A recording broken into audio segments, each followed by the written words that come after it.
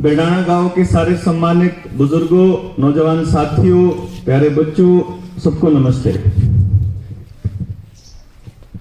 देखिए, धर्मवीर जी ने आपको एक शब्द बताया, न्यू वर्ल्ड ऑर्डर। किस किस ने सुना हुआ इसका नाम पहले?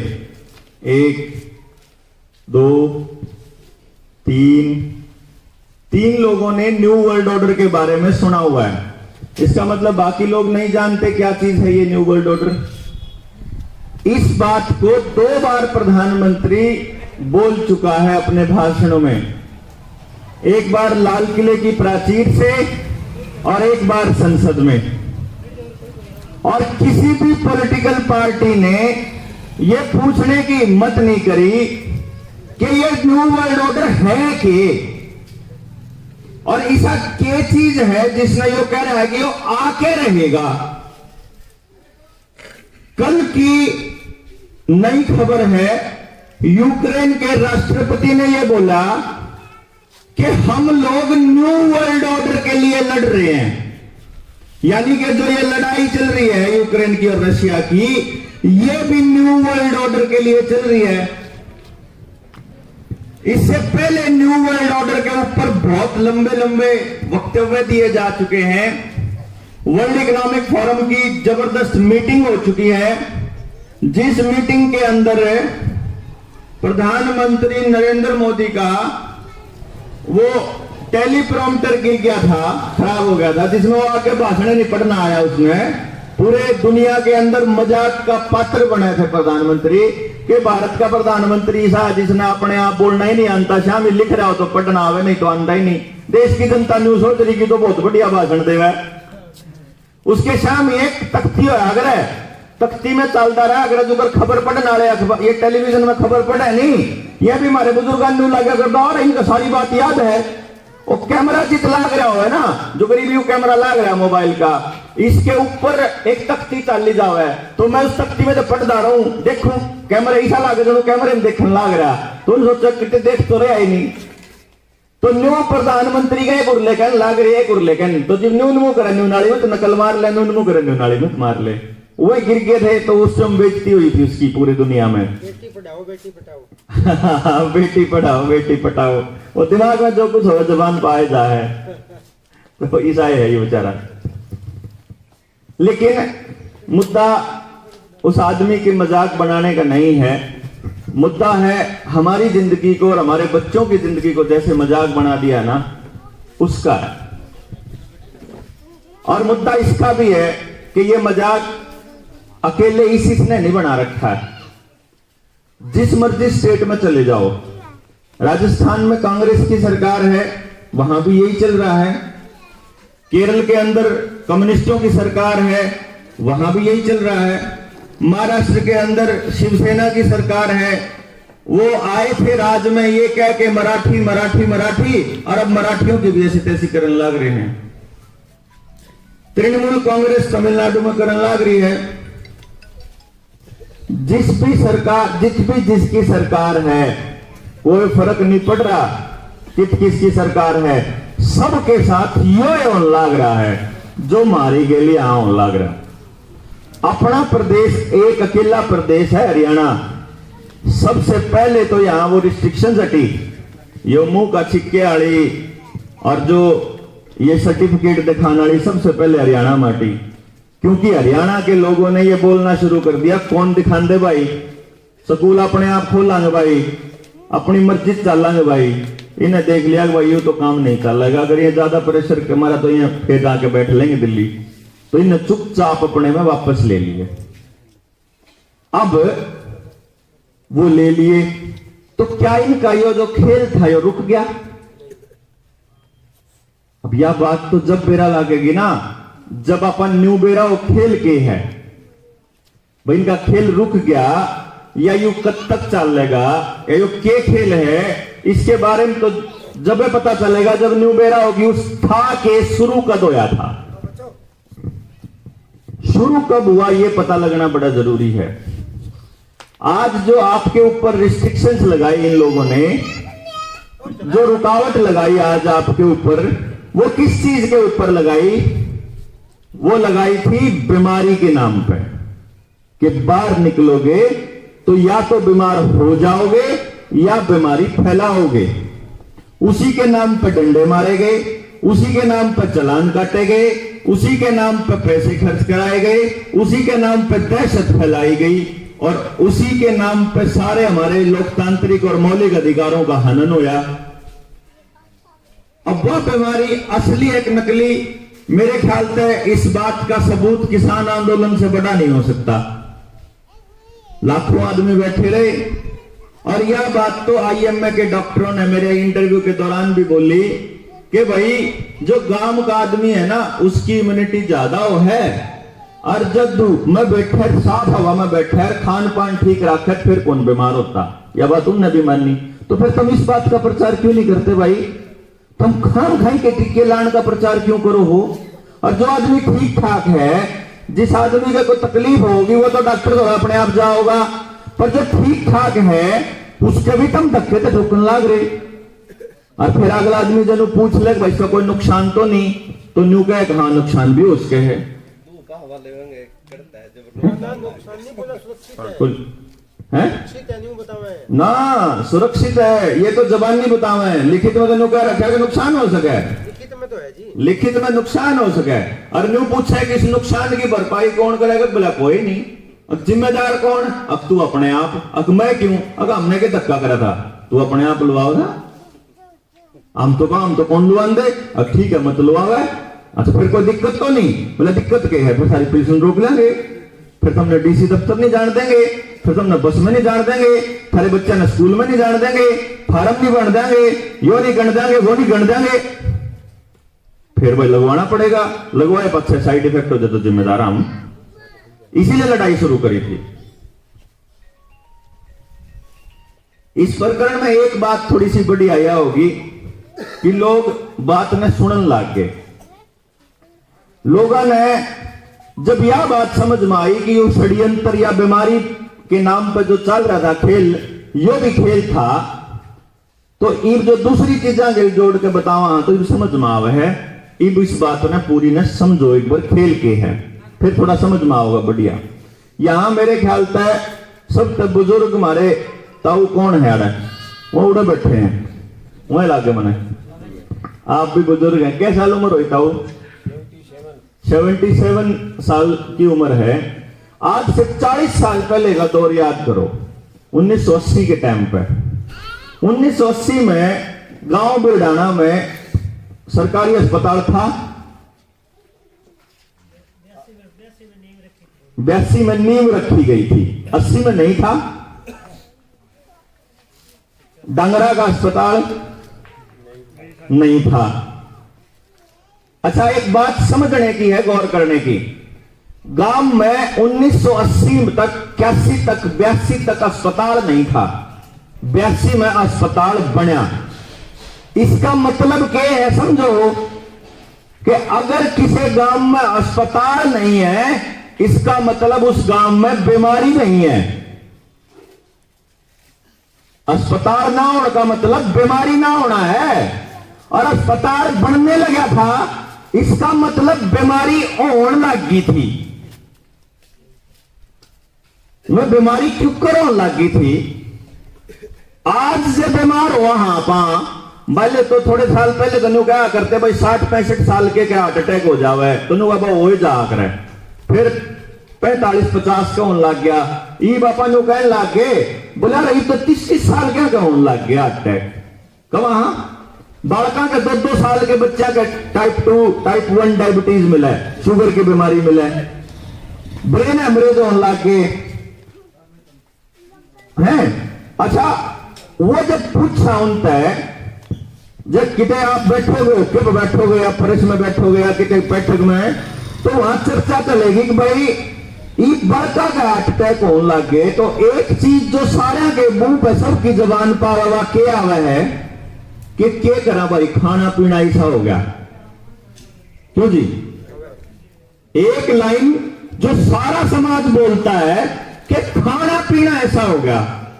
अच्छा यह बात मैं कति 1% भी झूठ नहीं है, लेकिन वो खाना पीना जब अपन बेरा है कि खाना पीना खराब हो रहा है, फिर आप खाना पीना ठीक करके अपने बालका ने बचाते क्यों नहीं? सोचने की बात है। तो क्या आप अपने बालका ने अपने हाथ तक कुछ गलत चीज खुआने की कोशिश करोगे? नहीं करेंगे। लेकिन फिर भी आपके बालक बीमार क्यों हुए हैं? क्योंकि जो आप खा रहे हो ना, वह चीज कितनी बढ़िया दिखती हो, उसका जो बीज है ना, उस बीज में दे रखी है आप तो बीमारी। आप कितना जोर ला लो, या चीज अगर आप जिस पैथी की आप दवाई खाते हो ना, एलोपैथी की, जो ये डॉक्टर जो से अस्पताल बन रहे हैं, ये बड़े बड़े अस्पताल हैं, या एलोपैथी तो 300 साल पुरानी है सिर्फ।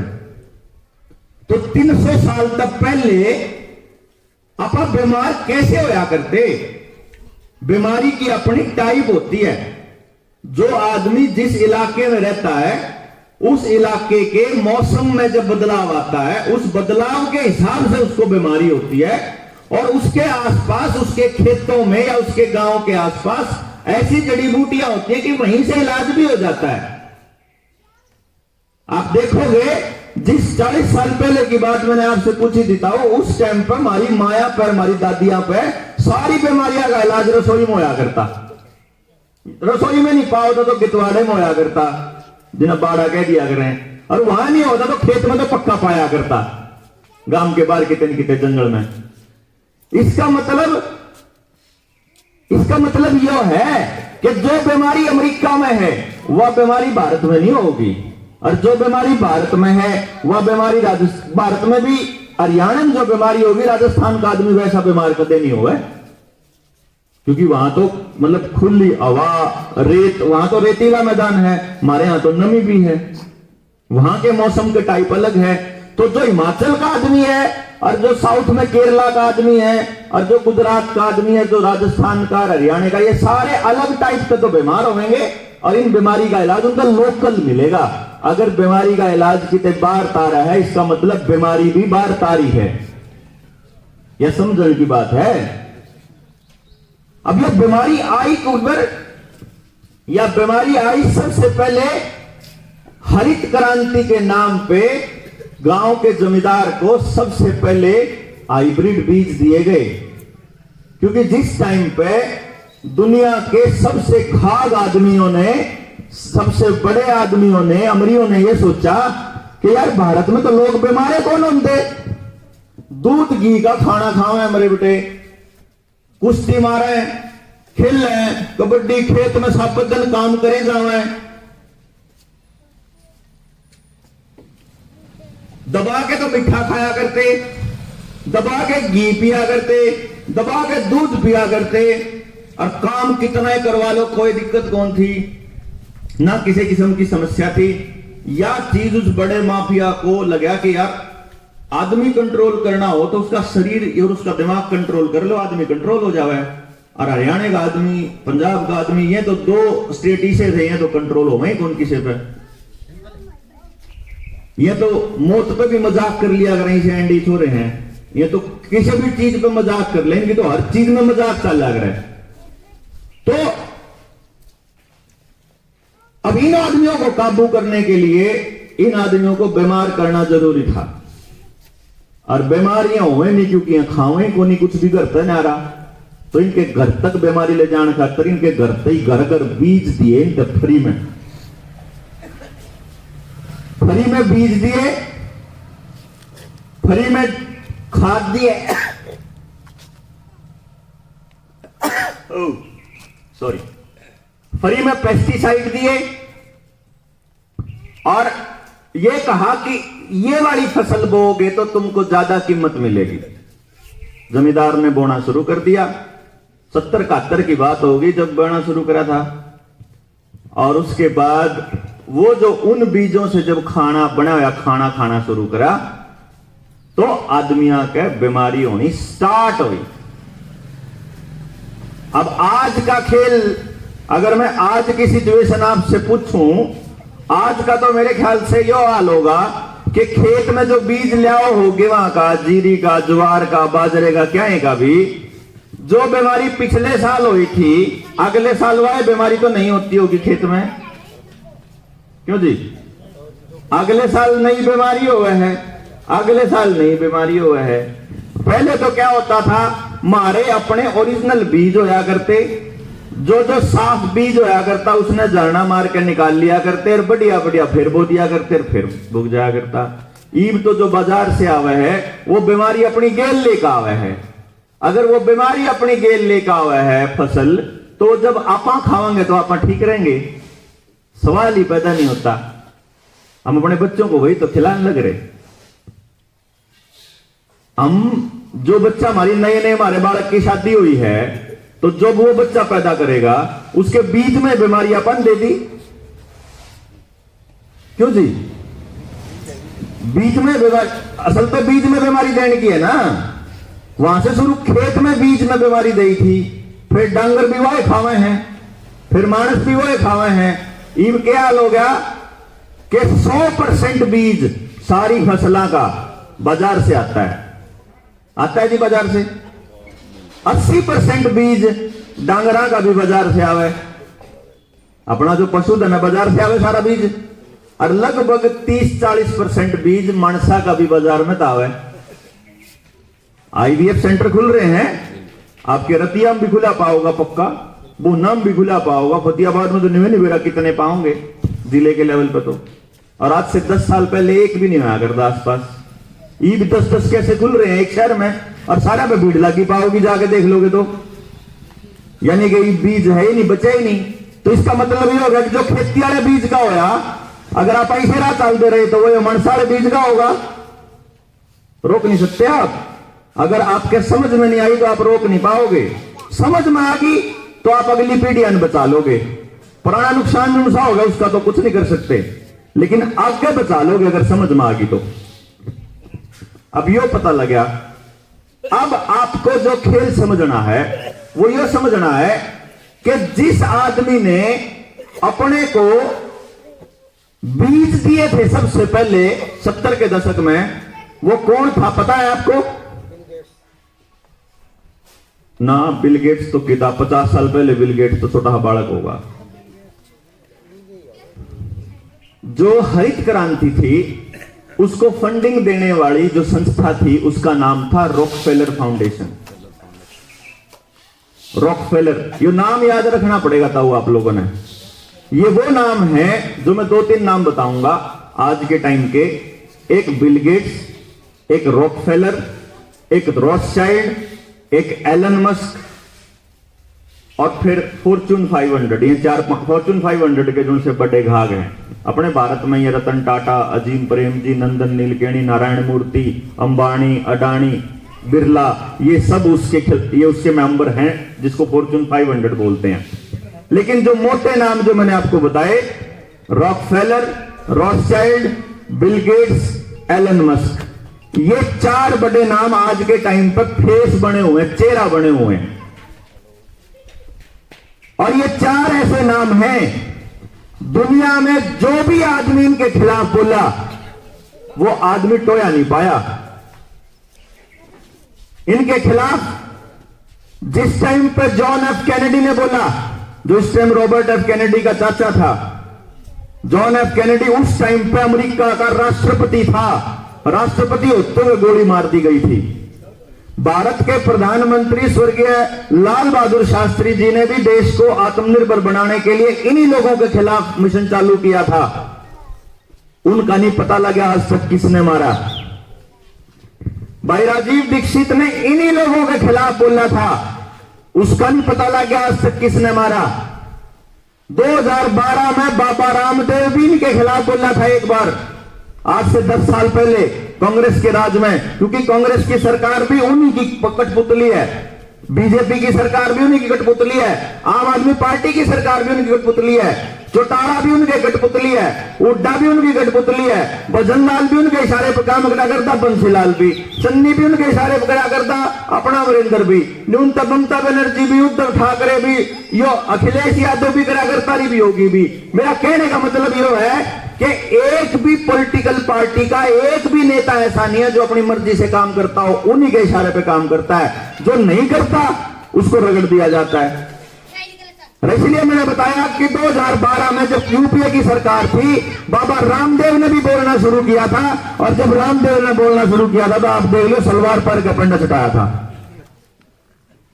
वो भी दोबारा बोला, पिछले 10 साल में सांस भी निकाला उन आदमी का नाम नहीं लिया उसने अपनी जुबान से, लेकिन वह वीडियो भी पड़ी है। इतने कागज लेके आया करता, कागज लेकर आया करता उनके खिलाफ। मैं कागज ही हमने पढ़े तो हमारे भी पैरों के नीचे की जमीन खिसक गई। भाइयों, तो खेल इतना लंबा चल रहा है, कैसे बचाएंगे? 2 रास्ते नजर आए थे भाई, या तो गड़ गड़ के मर लो, जो इनका रास्ता है, जो इन्हें षड्यंत्र रच रखा है उसके खिलाफ बोले बिना तो गड़ के मरांगे।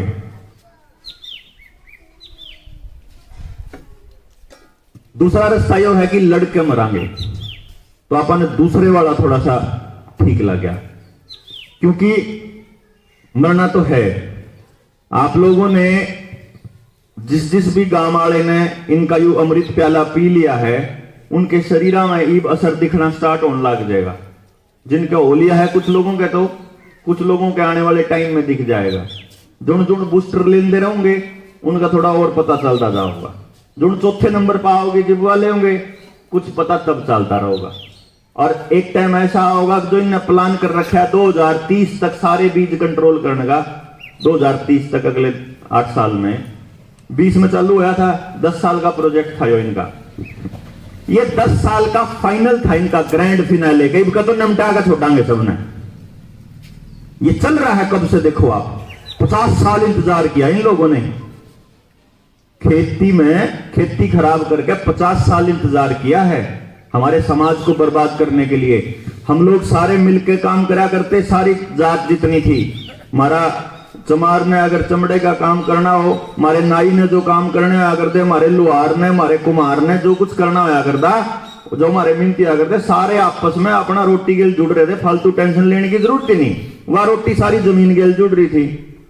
ठीक है जी, अपने डांगरा का न्यार और अपना अनाज सारा काम करे जाओ और मिले जाओ, तो फालतू टेंशन नहीं थी। इनने सारे के सारे तबके पैसे के साथ जोड़े। और आज हालत यह होगी कि आपा रुपये जोड़े जावा, हाँ रुपये जोड़े जावा, हाँ। और जब कोई न्यू पूछे रुपये क्यों जोड़ो हो, पैसे क्यों बचत के, अब थोड़े पैसे बचा ले। अब क्या तो बचाओ हो, अब आ रही बीमारी खातर।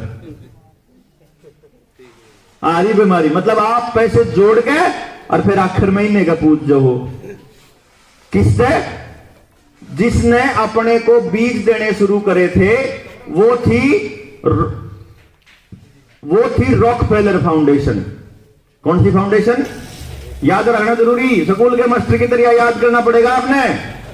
क्योंकि अगर मैं एकला बोलता रहा ना, अगर मैं एकला बोलता रहा तो मैं गणेदन कौन बचूं? अगर आप लोग भी बोलने लाग जाओगे तो मैं बच सकूं। जन्नू मेरा लाग जाओगा, इतने आदमियों ने एक साथ खत्म नहीं कर सकते। तो आपका वो याद होनी चाहिए उनके नाम, चाहे आप पढ़े लिखे हो चाहे अनपढ़ हो। रॉकफेलर, रॉकफेलर ऐसा नाम है जो आपकी नशा में जहर घोल रहा है शुरू से लेकर पहले दिन तक। क्यों? जो मैंने आपको थोड़ी देर पहले बताई थी कि हर इलाके की बीमारी अलग, तो हर इलाके का इलाज अलग। हर कम्युनिटी की, हर कबीले की चिकित्सा पद्धति अलग होती है।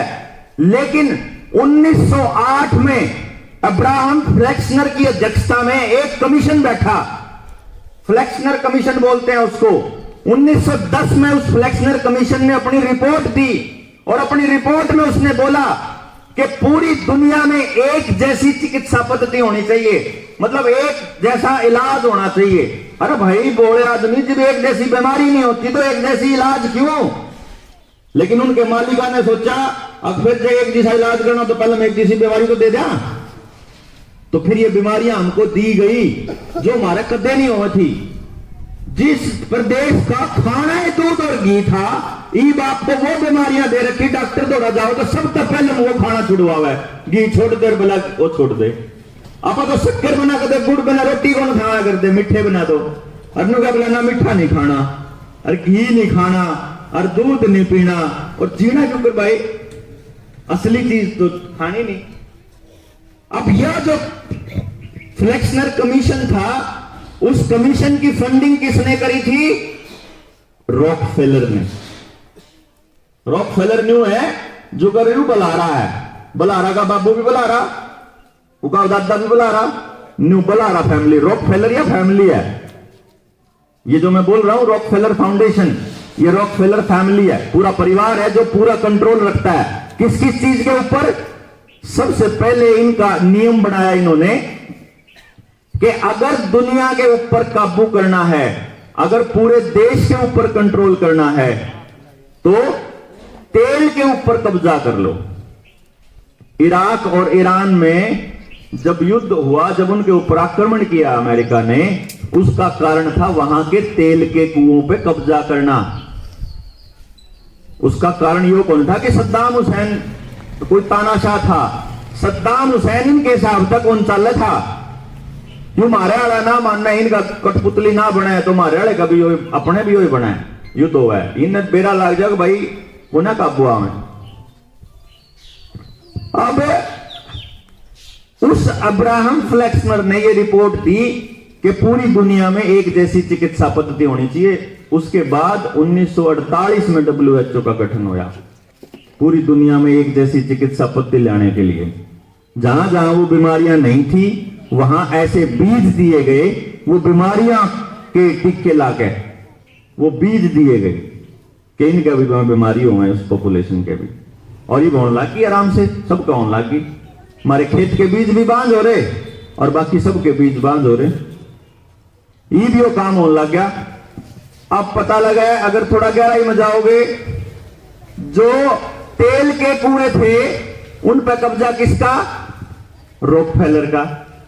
तेल के कुएं सफाई करने के बाद, जब तेल की सफाई होने के बाद जो केमिकल बचता है उससे पेस्टिसाइड बनता है हमारे खेतों में डलने के लिए, उस पेस्टिसाइड माफिया का मालिक वो है रॉकफेलर। उसके बाद वो केमिकल जो बचेगा उससे दवाइयां बनेंगी जिनको आप दवाइयां कहते हैं, इस ड्रग माफिया का मालिक भी रॉकफेलर। यानी कि आप खेत में ट्रैक्टर चलाओ, आप पेस्टिसाइड गिरो, आप बीमार होकर दवाई खाओ, सारा पैसा रॉकफेलर पे बस जा रहा है। उसके बाद अगला नंबर आ गया, दूसरा नाम बिल गेट्स। टेक्नोलॉजी के नाम पे जितने भी आपके मोबाइल में एंड्रॉयड हैं, जितना भी आपके मोबाइल में, जितने कंप्यूटर में विंडो है, उसका मालिक बिल गेट्स। उस बिल गेट्स ने खेल रचा बढ़िया कि भाई बीज तो खत्म कर देंगे आप, लेकिन आने वाले टाइम में अगर बिना बीमारी वाला अगर कुछ मतलब अपन फसल चाहिएगी तो वो बीज तो चाहिएंगे। तो जो ओरिजिनल बीज थे दुनिया में, जितने भी पेड़े थे, जितने भी फसल थी, उन सारी फसलों और पेड़ों के बीज उस बंदे ने पेटेंट करा के अपने रख लिए। नॉर्वे के अंदर एक वॉल्ट बनाया, वॉल्ट मतलब एक तिजोरी, बीज की तिजोरी, उसका नाम रखा स्वालबार्ड सीड वॉल्ट। उस तिजोरी का नाम सीड वॉल्ट मतलब बीज की तिजोरी। 3.5 लाख बीज वहां रखे हुए हैं कि जब मानवता का विनाश हो जाएगा फिर काम आएंगे। मानव जब सारे खत्म हो लेंगे, जब आप इन्हें काम में ले आओगे, वो यो कह रहा है कि जब सारी दुनिया तक जरूरत पड़ेगी तो इमरजेंसी में काम आओगे। और बीज अपने पास है नहीं, ई बापा जो नए पेड़े लावा, हाँ चाहे वो सफेदे का हो, चाहे फसल का हो, चाहे कोई और खान का हो, वो सारे के सारे हाइब्रिड बीज हैं, GMO है, जेनेटिकली मॉडिफाइड। वो खा के वही होना है जो अब तक होता आया है। अब उसका मालिक बिल गेट्स, जो आपको ये अमृत प्याला पियाया जा रहा है। मैं इसको अमृत प्याला इसलिए बोल रहा हूं, वीडियो उठ जाती है, मतलब तो समझ रहे होगे ना, पहली डोज जिसकी है, दूसरी डोज जिसकी है। इस अमृत प्याले के केमिकल का पेटेंट भी बिल गेट्स, और वो बिल गेट्स ये कहता है, वो ये कहता है कि इस दुनिया के अंदर 75% आबादी खाम खाई खान की है, उसको धरती पर रहने का कोई हक नहीं है। और जो ल्यूक मॉन्टेग्नियर है, जिसने HIV की खोज करी थी, जो वायरोलॉजिस्ट था, नोबेल प्राइज मिला उसको, उस आदमी ने यह कहा कि जिनने बूस्टर ले लिया है, जिनने तीसरी खुराक ले ली है, वो अपना एड्स चेक करवा लियो जरूर। या बात उसने बोली, उसके बोलने के एक हफ्ते बाद आदमी मर लिया वो, क्योंकि इनकी पोल खोलन लग गया था। कड़े कड़े तो बतावा, बीज इनके काबू में, खेत इनके काबू में, जमीन इनके काबू में, रह गया पैसा थोड़ा बहुत। पैसा कहां चलता है अपना? बैंक में। बैंक कहां से आता है पैसा? नुका अगर बोला वर्ल्ड बैंक तय। वर्ल्ड बैंक का पैसा किसका है? वो तीसरा नाम जो मैं लेऊं था, रॉथस्चाइल्ड, रॉथस्चाइल्ड फैमिली, वो बैंकिंग को संभालता है, उसने पूरा कब्जा उस पर कर रखा है। अब ये बैंकिंग, बीज, बीमारी, इलाज, खेत और सारी चीज इकट्ठी करके आपको काबू करना कितना मुश्किल है। फिर मान लो आपको काबू करना है, आपको अपने हिसाब से चलाना है, तो के काबू करना पड़ेगा। आपकी रोटी काबू कर लो, आपका पानी काबू कर लो, आपकी जमीन काबू कर लो, आपका राशन के साथ जो जिंदगी से जुड़ी हुई चीज है वह काबू कर लोगे, तो फिर तो काबू हो आप, फिर तो उनके हिसाब से चलोगे। रोटी काबू कब रहोगी? जब तक आपके पास जमीन रहेगी तब तक आप अपनी रोटी खा सकते हो, लेकिन जब बीज नहीं होगा तो रोटी कितने खाओगे? इन तो आपका बीज तो अगली साल बीज बो नहीं सकते, बाजार से लेना पड़ता है। बाजार में तो अगले ने अपने बीज खा लिए फिर दे दोगे, क्यों जी? समझे बात? और उसने न्यू कह दिया कि मेरा बीज है, मैं कौन बंदा।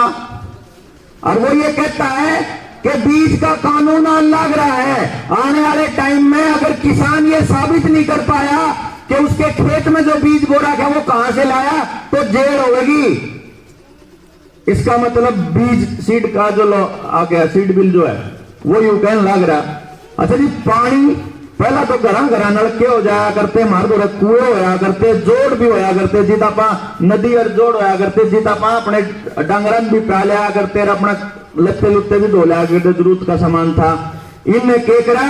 वो चीजें बर्बाद करी गई, कुएं बर्बाद करे, जोड़ बर्बाद करे, उसके बाद नलके भी खत्म कर दिए, क्योंकि आपको ऐसे ऐसे यूकेलिप्टस दिए जो सफेदा आज के टाइम पर आ रहा है, सारा जेनेटिकली मॉडिफाइड है, वो इतना पानी खींचता है कि आपके जमीन का अंडरग्राउंड वाटर को लेवल को नीचे लेके जाता है, तो ये पानी आता ही नहीं। अब आपके पास पानी आता है टंकी का पानी, सिर्फ पीने के लिए आपको वाटर सप्लाई आती है। इसका मतलब वायु उनके काबू में है। फिर आपके बच्चे की पढ़ाई, आपके बच्चे की पढ़ाई सरकारी स्कूल में हो रही है। सरकारी स्कूल में पैसा किसका आ रहा? एसएसए का। एसएसए का पैसा मतलब वर्ल्ड बैंक का, वर्ल्ड बैंक का मतलब उन्हें का। ईबियां भी बिकने वाली हैं, स्कूल भी। क्या रह गया फिर?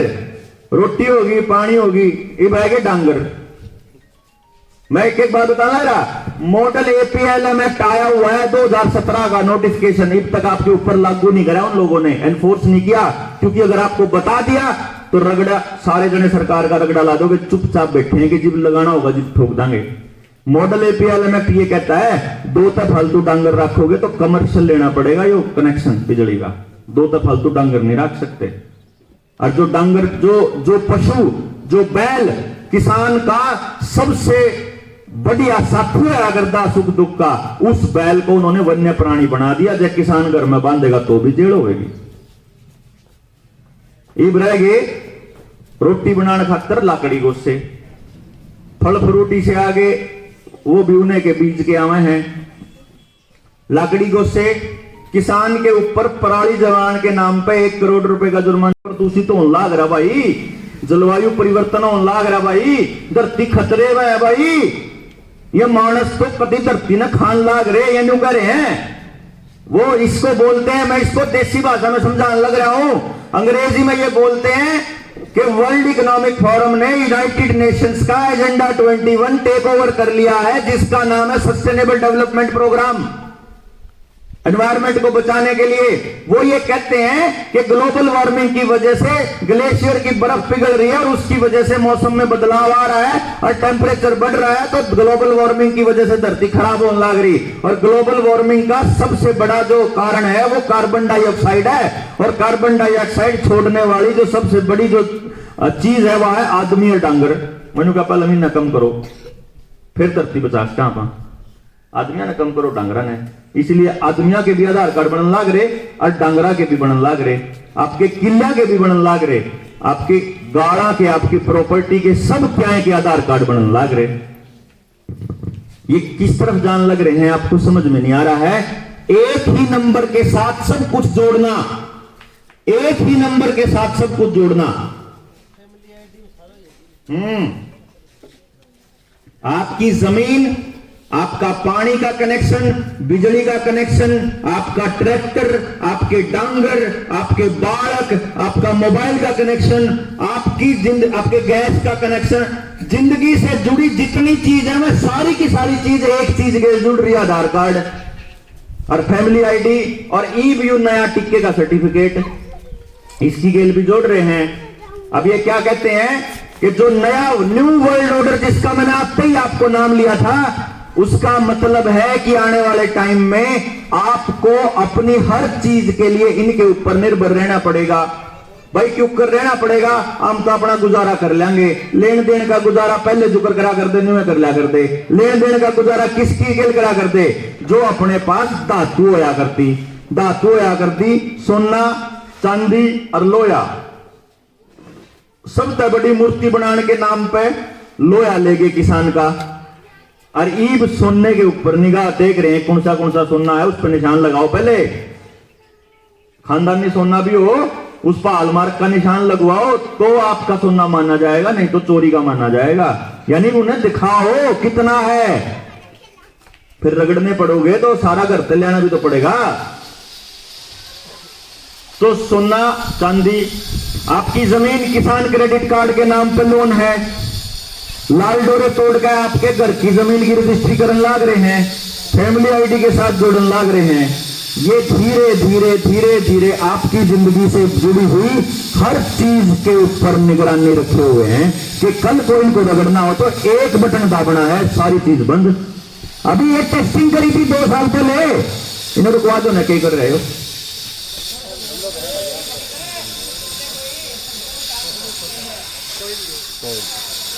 क्या है यो,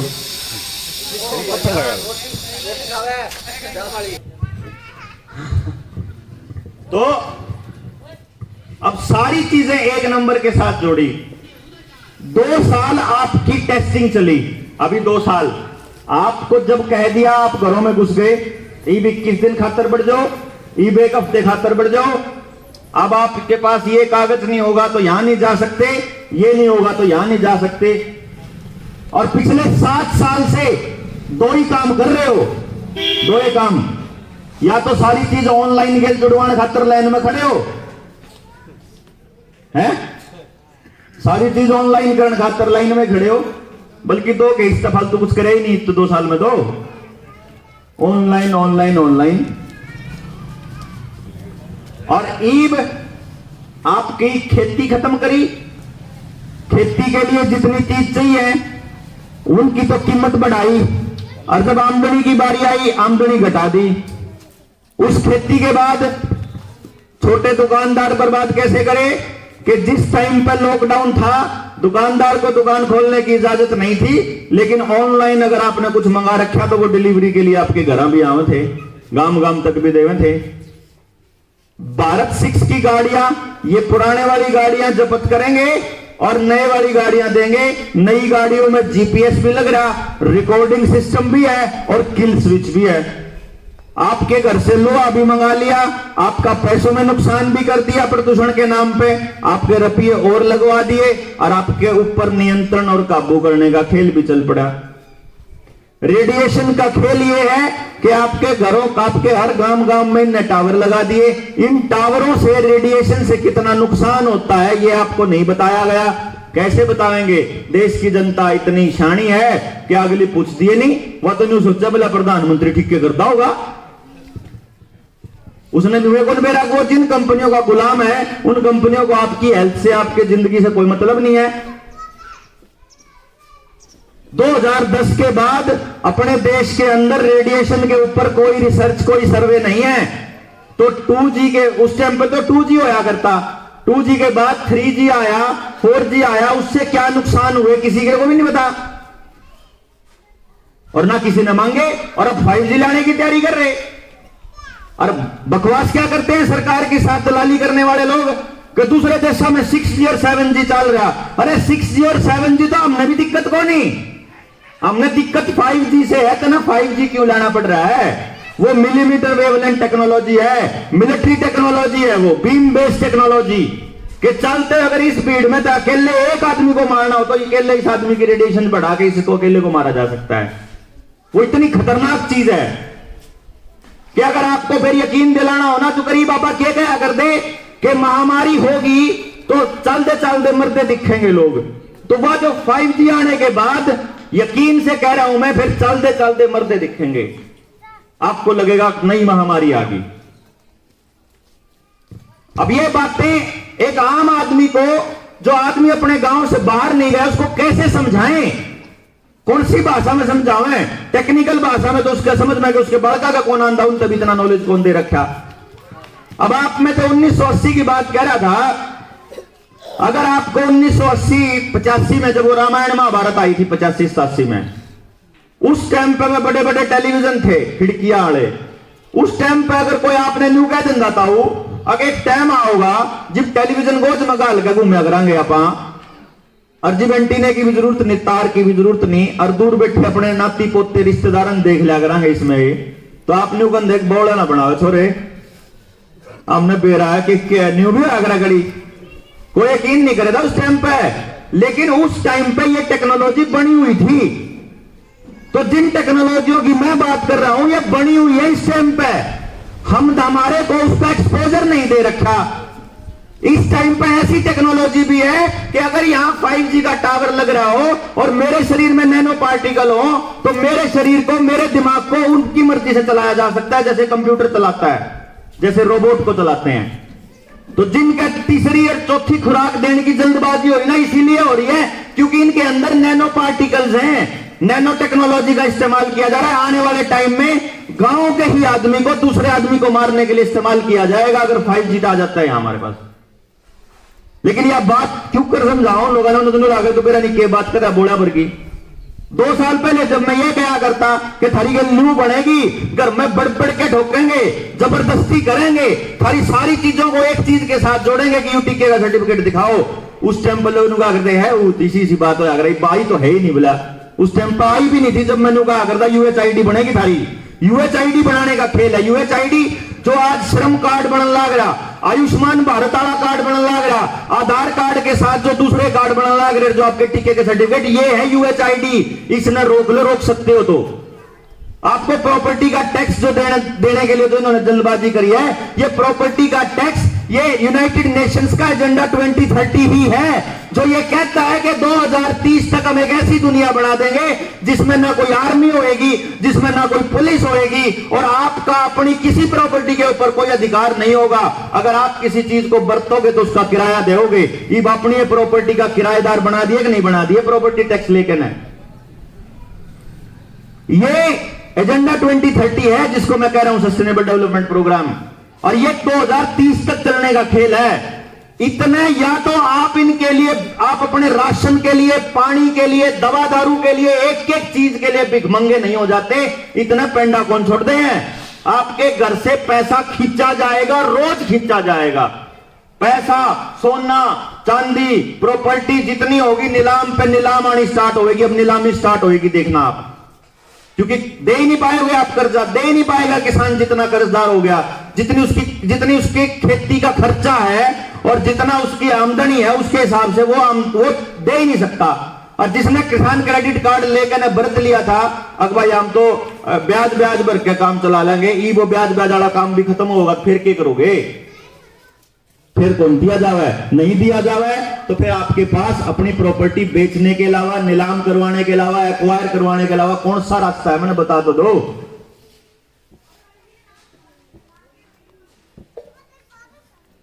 और इस जद में, इस पूरे खेल में गांव का 99% किसान आएगा। 99%। वो 1% कौन छोटा जाएगा? जो उनका चौधरी ठेकेदार बनाना है वो छोटा जाएगा। गांव में एक जमींदार तो ऐसा पाओगा जो बाकियां न रगड़ सकता हो। उनको मालिक बनाया जाएगा। फिर इन 10-20 जमींदारा का फिर एक बड़ा ठेकेदार कोड़े बना जाएगा, फिर आगे बना दिया जाएगा। तो वह जो अंबानी अडानी रहे बड़े जमींदार रहेंगे।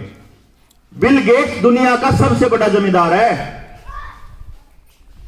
2.5 लाख एकड़ जमीन तो उस पर कई साल पहले थी, ये 3.25 लाख एकड़ के करीब जमीन हो रही है किले माणिक पे। जिस आदमी के बाप दो खेती की थोड़ी भी जमीन कौन थी उस पर, कदे खेत में नहीं गया मेरा बेटा।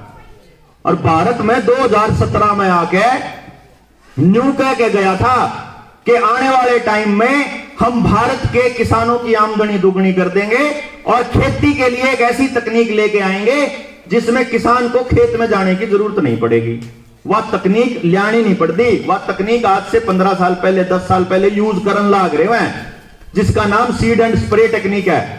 सीड एंड स्प्रे कौन बनाता है? जिसकी ड्रोन की बात करी थी ना, ड्रोन करा करेगा छिड़काव, ड्रोन खेती करा करेगा और बीज बोया करेगा। वो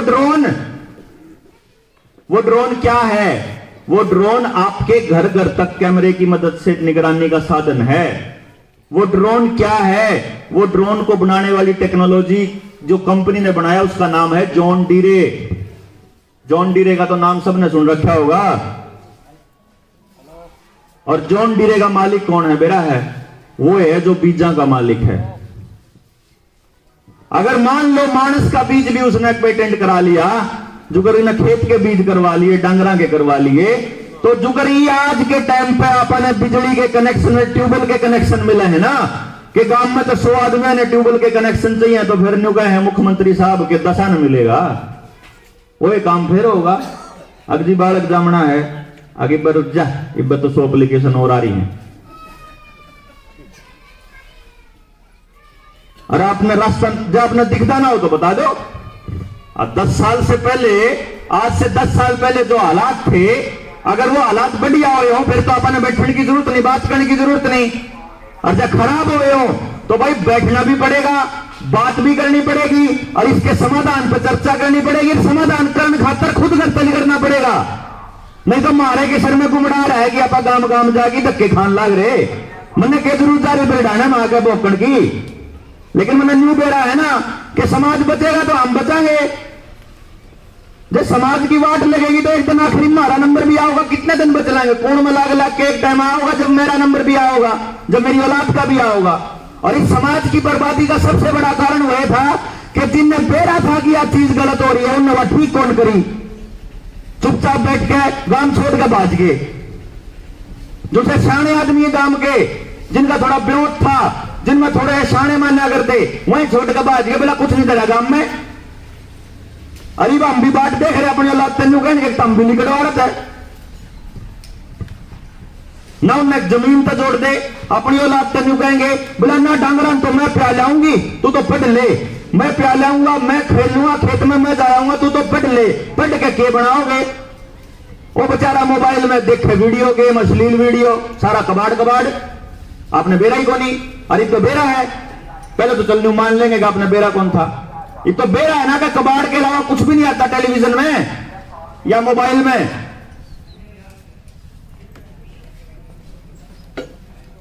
न्यू कह देंगे बोला हमारा छोरा तो ठीक था, पड़ोसियों ने बिगाड़ दिया, पड़ोसी के छोरे ने। अच्छा पड़ोस किसने दिया भाई उससे? बोले तो टेलीविजन ने बिगाड़ दिया। टेलीविजन किसने दिया था? अब मोबाइल ने बिगाड़ दिया। मोबाइल किसने दिया था?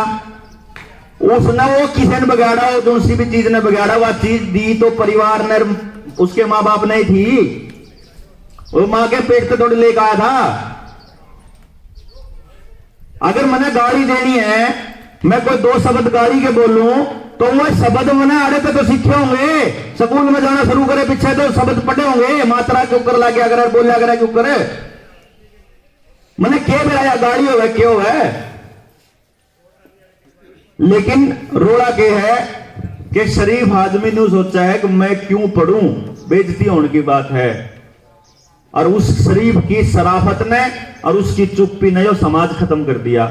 इसीलिए पंचायती से आदमी हो रहे हैं जो सब नकम्मे होया करते, चौधरी वे हो रहे हैं, स्कूल कौन खोले बैठे हैं जो दारू की ठेकेदारी करा करते, जो नशा बेचा करते, मैं तो स्कूल खोल रहे हैं। तो ये काम आने वाले टाइम में आपकी औलाद करेंगी। जिन बच्चों ने 2 साल से मोबाइल के ऊपर गेम खेल खेल कर अपना दिमाग खराब कर लिया, अब आने वाले टाइम में उन बच्चों को मोबाइल से काम नहीं चलेगा। उनने लठ मारने पड़ेंगे पड़ोसियों के, जब थोड़ी शांति पड़ेगी। आप देख लो ना, आपका बच्चा मोबाइल में कौन सा गेम खेल रहा है? आपका बच्चा जो मोबाइल में गेम खेलता है उसमें गोलियां चलती हैं, बंदूक चलाता है वो रोज की रोज। उसमें जब गोली मारता है सामने वाले को उस गेम में, तो उसका खून भी निकला है और वह पड़े भी हैं। रोज 50-100 आदमी मार के सोया है अगला, और राज्य हो है मार के। इसी संतान को ऐसा ऐसा कल्चर देने लाग रहा पा। और वो जो नशा है, वो जब इस नशे से काम नहीं चलेगा मोबाइल वाले से, फिर वो बच्चा आने वाले टाइम में कोकीन हीरोइन का नशा करेगा। उसके लिए हमारा तड़ी पार जो है ऑलरेडी हमारे कंटेनर भर भर के लाने लग रहा है अफगानिस्तान से, अडानी के साथ मिलकर रोज पकड़ी जान लाग रही, कदे 2000 किलो कदे 3000 किलो। और ये तो पकड़ी जान लाग रही, 2000 किलो ड्रग्स अगर पकड़ी जाए तो नो समझो 20,000 किलो कितने और उतर ली, ताकि दुनिया का ध्यान तो न्यून हो और जो असली जो खेल है वो पछ से चलता रहे। ये जो यूक्रेन का रशिया का युद्ध है, यो एक खेल है। यूक्रेन वाला भी कहे हम तो न्यू वर्ल्ड ऑर्डर के लिए कर रहे, प्रधानमंत्री मोदी भी कहे न्यू वर्ल्ड ऑर्डर के लिए कर रहे, वर्ल्ड इकोनॉमिक फोरम भी कहे न्यू वर्ल्ड ऑर्डर आएगा। वो न्यू वर्ल्ड ऑर्डर यो है कि आप अपनी मर्जी के मालिक नहीं रहोगे 2030 तक। ना आप अपनी मर्जी से खा पाओगे, ना बो पाओगे, ना रह पाओगे, ना इलाज मिलेगा, ना पानी मिलेगा, ना राशन, कुछ नहीं मिलेगा। और ये टेस्टिंग करिए इन लोगों ने अभी आप लोगों को अपने ही घरों के अंदर जेल में कैद करके। इनके पास इतनी बड़ी जेल तो थी नहीं कि आपको जेल में बंद करके दिखाएं, तो आपके घर को ही जेल बना दिया। और ये तो बेरा लग गया सारे फ्रॉड का। और आगे आने वाले टाइम में आपके साथ क्या फ्रॉड आएगा आपको उसका भी नहीं पता। उससे बचने का 1-2 तरीके हैं जो मैं ये बता दूं। अगर आपके ठीक लग गए तो अपने उन तरीकों पर अमल कर लियो, और जब नहीं ठीक लगे तो ठीक है जी, आप अपना राजिया मांग लेगा, हम जाके फिर बोले आवांगे। जब समझ में आ जाए, जब देख लियो। 2 साल पहले बोला करते जब भी पागल गया करते, इब कह लोगे जब भी अपने फर्क नहीं पड़ता। लेना आप पता कुछ को नहीं, लेना एक ना देना दो। न्यू है कि आप बचोगे तो हम बच लेंगे, और जब आपका रगड़ा लगेगा तो हमारा भी आ जाए, फिर क्या फर्क पड़ रहा है जब सारे जाओगे तो कोई बात नहीं। तो लड़ाई है या बचान की बचन की, एक दूसरे के लिए कुछ करने की। पहले नंबर पे सबते गांव की गली वाइज इनविटेशन देकर मीटिंग बुलाओ। गांव में मीटिंग बुला के गांव में जो जो चीजें गलत हो रही हैं पहले उनकी लिस्ट बनाओ। जोड़ अगर खराब हो रहा है उसको मिल बांट के कैसे ठीक करें दोबारा से। पानी की अगर बर्बादी हो रही है, चाहे समर्सिबल में, अब भगवान सबसे बड़ी गलती क्या कर रहे हैं कि जो अपना गोबर है वो भी समर्सिबल के लाइनों साफ कर रहे हैं, उसका कैसे उपयोग करें। टेलीविजन को 1 हफ्ते के लिए सस्पेंड करके देखो। टेलीविजन में जो कबाड़ आ रहा है, अगर आपने 1 हफ्ता बंद कर दिया तो आगे परमानेंट बंद करने का इलाज बनाओ कि टेलीविजन में कबाड़ के अलावा कुछ और आता हो तो मैंने बता दो जी। खबरों में खबर नहीं आती, सीरियल सारे परिवार तोड़ने के आते हैं, मूवी सारी अश्लील आती हैं, सब कुछ कबाड़ आता है उसके अंदर। तो ला दिया, पैसे खर्च कर दिए, ठीक है, उसने बंद करके लपेट के और संदूक में धर दो, आगे बाग पोत्या तो दिखाइयो ऐसा ऐसा कबाड़ होया करता, हम ले आए थे, हमारे पे गलती हो गई थी। फायदे में रवांगे आप जय अगर समझो तो। अखबार अगर आपकी खबरें नहीं छापें, अगर जात बेस्ड खबर छापें, अगर सारा कबाड़ छापें, तो अखबारों की होली जलाना शुरू करो कि ये अखबार ठीक खबर नहीं दे रहे हैं। हम आपके बच्चों को अखबार पढ़ना भी सिखाएंगे, खबरों का विश्लेषण करना भी सिखाएंगे। बहुत बड़ी गलती क्या होती है कि जो ये लोग इस न्यू वर्ल्ड ऑर्डर को लाने वाले हैं, ये शैतान की पूजा करते हैं। आप इसने क्या आकर कि इंसानियत की और शैतान की लड़ाई है। तो जो ये शैतान की पूजा करते हैं, इनका एक नियम है, ये कोई भी काम छुप कर नहीं करते, ये आपको सरेआम बता के करते हैं। तो ये आपको किस माध्यम से बताते हैं? ये पूरी बात को कभी भी एक अखबार में या एक टेलीविजन में नहीं बताते, एक सिरे से नहीं बताते। एक अखबार में एक बात छापते हैं, दूसरी बात दूसरे अखबार में, तीसरी तीसरे में, चौथी चौथे में, ऐसे करके अलग अलग जगह छापते हैं। हमें सारी चीजों को इकट्ठा करके देखना नहीं आता। जो कर कोड छाप्या करें किसी चीज का कि भाई ये चीज है। इसी तरीके से ये लोग आपको मूवीज के माध्यम से बताते हैं कि हम ऐसा करने वाले हैं आपके साथ। तो जो अब आने वाले टाइम में साइबर टेक का जो जमाना आएगा, साइबर लीग जो आएगी, जो 5G आएगा, जो हाइव ऑफ माइंड आएगी, जो ब्लॉकचेन बनाने का खेल चल रहे हैं, जो मेटावर्स लेके आ रहे हैं, जो ये आने वाले टाइम में जो इंटरनेट का जो नई टेक्निक आएगी, वो सारा का सारा ये आपको बता चुके हैं कि हम क्या करने वाले हैं आपके साथ, और वो आपके बच्चों को सिखाएंगे हम। हमारे बुजुर्गों ने देना है अपना तजुर्बा कि जिंदगी कैसी होनी चाहिए। जिंदगी का मतलब कल्चर अपने को देना है कि इन बच्चों को किस तरह का समाज देना है। जब आपके टाइम पे, जब आप लोग थे हमारी उम्र में, तो उस टाइम पे हर 2 किलोमीटर के बाद सड़क के ऊपर या रोज रास्ते के ऊपर गोरी में पानी का घड़ा दबा पाया करता। कोई भी जाओ था रास्ते में तो उन्हें पानी मिलेगा, कोई ना कोई जैसे ही देखा घड़ा खाली हो रहा भर दिया करता, पानी भर दो भाई। नु क्या करते हमारे बुजुर्ग कि भाई जो चीज कुदरत ने फ्री दी है उस चीज का पैसा नहीं लेना किसी पे। हमने दूध घी कदे नहीं बेचे, हमने अपने खेत में लग गया फल फ्रूट कदे नहीं बेचा। बेचा तो बताओ, सब्जी कदे नहीं बेची अपने बाड़े में लागी हुई। आज लासी भी छोड़ दे। आज हमने अपने बच्चों को यह कल्चर दे रखी कि 1 लीटर पानी 20 रुपया का आवा है। काल ने अगर जोड़ बिकन लागे, नदी बिकन लागे तो इनके लिए अचरज वाली बात नहीं होगी, क्योंकि आपने इनको बता रखा है कि पानी 20 रुपया का आवा 1 लीटर। तो ये कल्चर कैसा देना है? इन्होंने हमारा समाज बर्बाद करने के लिए 50 साल इंतजार किया है। क्या हम ऐसा कुछ कर सकते हैं मिल बांट के कि अगले 100 साल के लिए समाज का निर्धारण कर लें कि हम कैसा समाज देखना चाहते हैं आने वाले टाइम में? ये बात अपने को करनी पड़ेगी। अगर ये नहीं कर सकते फिर कोई फायदा को नहीं। अपने नौजवान बच्चों को उनको प्रेरित करो कि अब तुमको संभालना है। हम सारे एक्सपर्ट बुला के आपको, आपके बच्चों को ये सारी चीजें सिखा देंगे कि अपनी खेती कैसी हो बिना जहर की, अपनी रसोई कैसी हो बिना किसी गलत चीज के, आपका जीवन शैली कैसी हो, आपकी शिक्षा कैसी हो। आपकी शिक्षा ऐसी शिक्षा हो जो उसको समाज के लिए भी तैयार करे और जिंदगी के लिए भी तैयार करे। आज जो शिक्षा आपके बच्चों को मिल रही है, ना वो समाज के लिए तैयार कर रही, ना वो जिंदगी के लिए तैयार कर रही, सिर्फ बर्बादी के लिए तैयार करने लग रही है। इस पर बैठ के करे बिना कैसे काम चल जाएगा? किसके भरोसे बैठे हो? कौन करेगा? कोई कौन कराए? अगर यूं सोचोगे ना कि इस सरकार ने 2024 में बदल देंगे फिर टाइम ठीक आ जाएगा, 2012 में भी यह गया करते, 14 में अगर बोला कांग्रेस ने बजा दो बस सारी चीज ठीक हो जाएंगी, इवन कहने लगे जो बोला बीजेपी ने बजा दो बस सारी ठीक हो जाएंगी। यही तो कमें हैं। जब किसान नेताओं तक गया कर दे किसने बनावा, नुका कर दे बस बीजेपी ने मत दो, बीजेपी ने मत दो। ठीक है, बीजेपी ना दे देगा किसने? अल्टरनेट कौन देगा?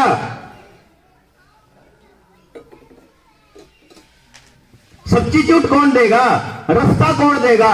रास्ता देगा गांव, रास्ता बनाएगा गांव, गांव बताएगा उस आदमी को। अगर मान लो आप लोगों को यह पता हो कि आपको कैसा लड़का लड़की चाहिए, भाई जो कर आप अपनी छोरी का रिश्ता करने जावा, हाँ तो हमने बेरा हुआ ना ऐसा छोरा चाहिए, कम से कम इतने तो खूड हो, कम से कम इतनी तो कमांदा हो, कम से कम ईसा परिवार हो। आप पहले सोच कर जावा लड़का का रिश्ता हो या लड़की का रिश्ता। और जिनके हाथ में आप अपने बच्चों की जिंदगी देते हो उसके बारे में आप सोचते नहीं। आपने थोड़े दिन पहले चुनाव होया था, एक बलात्कारी सेकंड नंबर पर आ गया। समाज के खत्म होने की इंतहा है या कि बलात्कारी दूसरे नंबर पर है। तड़ी पार गृह मंत्री गुंडों के हाथ में अपने अपने बच्चों की कमान दे रखी है, वो क्या छोड़ेंगे आपको? तो आपने डिसाइड करना है। गांव बैठ के बताएगा भाई हमने इतना पढ़ा लिखा आदमी चाहिए, इस कैटेगरी का होना चाहिए, उसके पास इन समस्याओं का समाधान होगा तो गांव में वोट मांगना जो, नहीं तो आने की जरूरत। इतना तो करना है आपने। पॉलिटिकल पार्टी सारी से इस आदमी ढूंढ खुलेगी, समझे ना? अगर मान लो आप यूं कह दो कि हमारा गांव में तो हम उस आदमी ने सपोर्ट करेगा, हमारा गांव तो जो इस कैटेगरी में तो होगा, तो सारी पॉलिटिकल पार्टियां ऐसे आदमी ने बांट रखेंगी।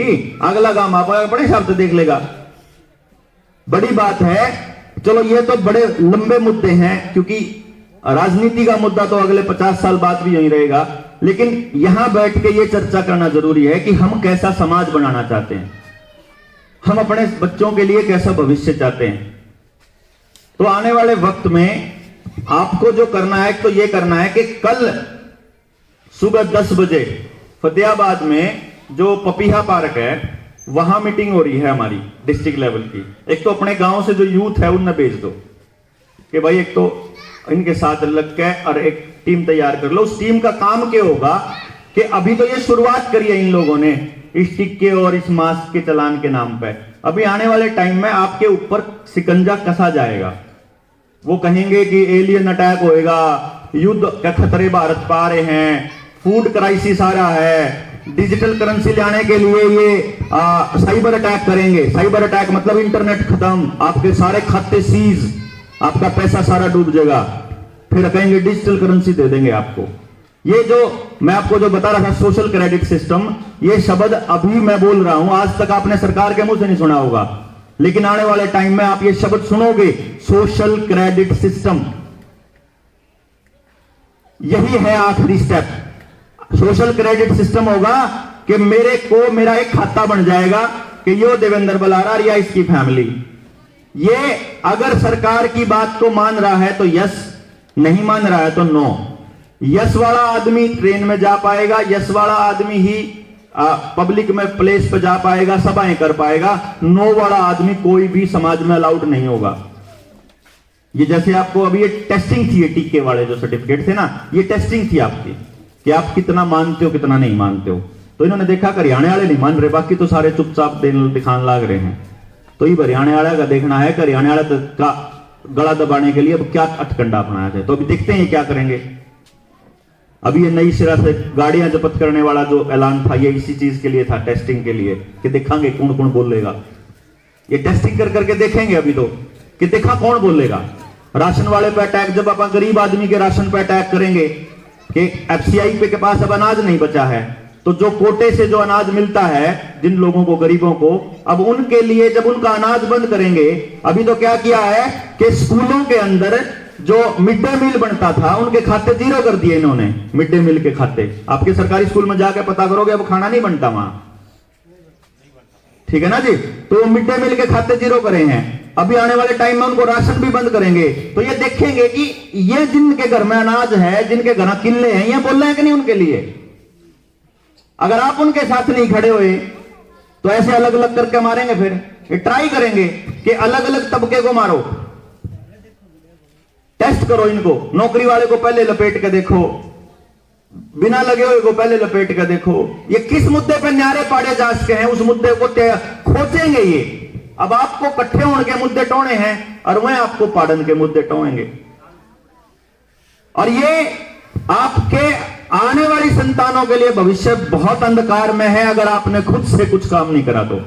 सरकारें नहीं करेंगी, दुनिया का कोई आदमी नहीं करेगा, किसी ने ठेका नहीं ले रखा जी। हम भी सिर्फ इसलिए लग रहे हैं, हमने यह उम्मीद है कि हम 20, 30, 50 बालक आपके गांव के इसे तैयार कर दें कि उन्हें वह सारी चीज सिखा पाओ जो पिछले 20, 30 साल में हमने सीखी है। कि ऐसी एजुकेशन, अपने पास एक ऐसी टेक्निक है जिसके ऊपर काम करने वाला मैं इंडिया का पहला आदमी हूं। यानी मेरे अलावा, मेरे से पहले अभी तक इसके ऊपर ग्राउंड पे काम नहीं करा किसी ने भी, कि हम 3 साल की उम्र से लेकर के किसी भी बच्चे को यह बता सकते हैं कि इसके पास कैसा दिमाग है और कुदरत ने इसको किस तरह के काम करने के लिए पैदा किया है। तो आप एक ऐसा एजुकेशन सिस्टम तैयार कर सकते हो अपने गांव में कि एक भी बालक बेरोजगार नहीं रहेगा। लेकिन करोगे तो आप ही लोग ना, मैं थोड़ी आगे करूंगा आपके गांव में। हम आयुर्वेद के आपको ऐसे ऐसे आयुर्वेदाचार्य लाके दे देंगे कि वो आपको ऐसी दिनचर्या दे देंगे कि इस मौसम में ये खाना, इस मौसम में ये नहीं खाना, इस बीमारी में ये खा लो देसी अपने घर का इलाज, तो दवाइयों से पीछा छूट जाएगा।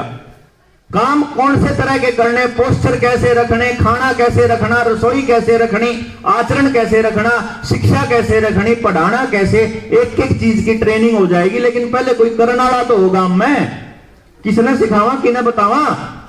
और जब तक उन लोगों की सोच पे काम नहीं होएगा तब तक आप सिखा नहीं सकते। अब जितने लोग आप बैठे हो, आपको तो बात समझ में आ जाएगी। जिन्हें सिखाना चाहो उन्हें तो बेरा भी को नहीं, हम क्या करने की प्लान कर रहे हैं बैठ के। तो पहले वे बुलाने पड़ेंगे, उन तक बात करनी पड़ेगी, उनके चर्चा करनी पड़ेगी, फिर उनके जो दिमाग में भड़क है, जो डाउट है, जो शक है, जो शंका है, वह निकालनी पड़ेगी। क्योंकि शंका पहला काम आता है। जब मैं 2016 में अपना इंस्टीट्यूट बंद करके चला चंडीगढ़ से, तो जब मैं गामा में जाया करता तो मैं कुछ कागज लेके जाता, तो एक अटैची सी थी मेरे पास, उसमें डाल के बैग में डालता। तो अब मैंने कोई मिले तो है नहीं था, साल जोरा बैठ जाता, मैं ताऊ बात सुनिए 2 मिनट बात करनी है। तो ताऊ ने क्या करता, भाई के बेचन आया है? मगर मैं कुछ कौन बेचता, ताऊ मैं बात करना आया हूं, थारे बालका की जिंदगी आने वाले टाइम में बर्बाद होगी, सुन लो। आपके उगलाना में मैंने पाठशाला में भी ये बातें 2018 में बताई थी। मैं अपने गांव के नजदीक के गामा में, उधर पानीपत के गामा में, महेंद्रगढ़ के गामा में, गामा जाके समझाया करता कि ये टाइम आने वाला है, बीमारी आने वाली है, पढ़ाई का ये पढ़ाई वाला सिस्टम क्रैश होने वाला है, बचा लो भी। और जब मैं जाया करता ना, मैं लोग कह कहा करते, बोले ये तो इलेक्शन लड़ेगा। या 2018 की बात बताऊं मैं, बोला ओ भाई तुम 2019 का इलेक्शन लड़वा लो, तुम लड़ लो, मैं फिर आ जाऊंगा, 20 में आ जाऊंगा। तो ये लोगों को जो डाउट थे वही खत्म हो लिए, उन्हें बेरा ला गया कि छोरा तो कदे का लाग रहा है, ये तो ये बात गंदा लाग रहा है। मन ने तो इस काम में अपना वो आ रहा है कि मेरे पास रिसर्च है, उसने लेकर अपने बालकों की जिंदगी बता लो। करोगे आप, ये बात हमेशा ध्यान रखना। अगर कोई ठेकेदार आता है, कोई जात का ठेकेदार, कोई गांव का ठेकेदार, कोई धर्म का ठेकेदार, कोई क्या का ठेकेदार, और आके न्यू कहे कि मैं बचाऊंगा थारे गांव ने, न्यू समझ ले वो सब बड़ा ठग है।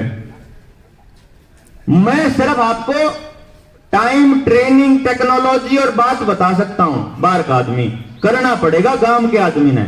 इस गाड़ में, इस नाली का, इस झगड़े का, इस दीवार का के रोड़ा है और उसका के समाधान है, ये गांव का आदमी बताओगा जिसका रोड़ा है। तो आपके गांव में क्या समस्या है, कितने बालक हैं, शहर तक कितनी दूर है, कैसी मिट्टी है, कितना पानी है, इसके हिसाब से आपके गांव का एग्रीकल्चर, आपके गांव का स्ट्रक्चर, आपके गांव का एम्प्लॉयमेंट का मॉडल बनेगा और वो गांव तैयार करेगा। हम उसमें सलाह देंगे। तो इसके लिए आप लोग ये भी कर सकते हो कि गांव की सारे की मीटिंग बुला लो, हम फिर आ जाएंगे। ये भी कर सकते हो कि आसपास के 5-6 गांव की मीटिंग बुला लो, अगली कोई मीटिंग हो उसमें आ जाओ। कोई मीटिंग अगर रोहतक की साइड, झज्जर की साइड या चंडीगढ़ की साइड हो, नेक्स्ट पूरे हरियाणा के लेवल की, उसमें आ जियो। बाबी तो कुछ नहीं पता कैसे होगा, लेकिन जितने के लोग जागेंगे, जितने के लोग बात करने के लिए तैयार होंगे वो करेंगे। कल जो फतेहाबाद के डिस्ट्रिक्ट वाले लोग आएंगे, उनका मकसद ये होगा फतेहाबाद वाली टीम का कि किसी के साथ भी ज्यादती हो रही है, अगर कहीं पे कोई नया चीज लेके आ रहे हैं तो हम उनको बताएंगे सबसे पहले, वो फिर अपने ब्लॉक वालों को बताएंगे, वो अपने गांव वालों को बताएंगे, फिर गांव वाले अपने गांव में पर्चे बांट के जागृत करें, भाई यूं काम चल रहा है सारी गल, ये 20 तक ऊपर बचना प्लान बनाओ। 2030 तक अपने पंजाब पर रहना पड़ेगा। ये एक रास्ता बंद करोगे, ये एक रास्ता बंद करेंगे, आप उसने धक्के तक खोलेंगे, ये दूसरा चाहेंगे, ये करते रहेंगे षड्यंत्र हमारे खिलाफ और ये चलेगा लंबा।